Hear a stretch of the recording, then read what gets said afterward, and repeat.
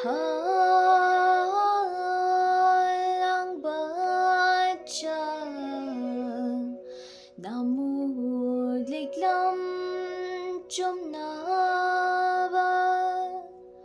panthoi binalangon ba sayun tarit pukhi sabi sano paudambu moirang kang leroki kisi thangna ki babu pari hanbigi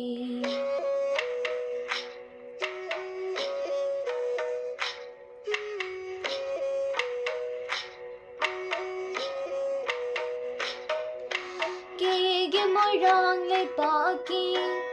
nai tom thoi bi thadoido uri matik fajaido fajari matik ningthido sakta yingi watido chuda yingi tadido mapan moirang ningthogi mitki mani oibido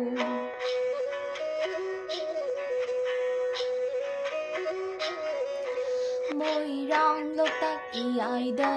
mani amang alhawi sora rengi leibakta thajamana ngangumni tungda taba samlang nang tanglo thengla ahingni mangi sainon lamhin bina lechil nongbu pubini chingkhu badi nahagi mamong langlin thuibido kege moirang leibak nai tom thoi bi thadoido uri matik fajaido fajari matik ningthido sakta yingi watido chuda yingi tadido mapan moirang ningthogi mitki mani oibido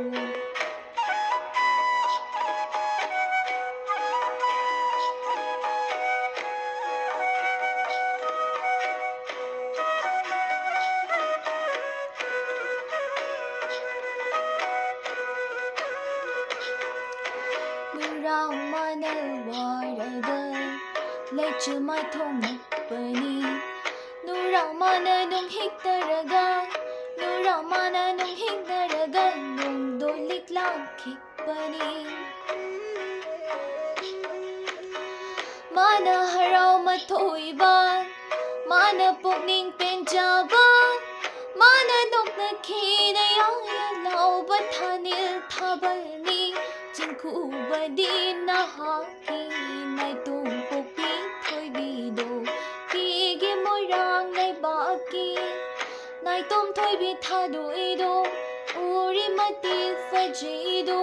fajari matik ningthido sakta yingi watido chuda yingi tadido mapan moirang ningthogi mitki mani oibido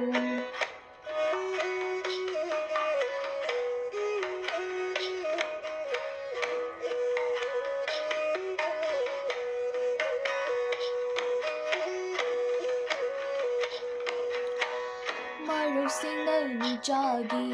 pamukada tungkido paringjilna ningolgi panthoi sayon hainido marusingna nijagi pamukada tungkido paringjilna ningolgi panthoi sayon hainido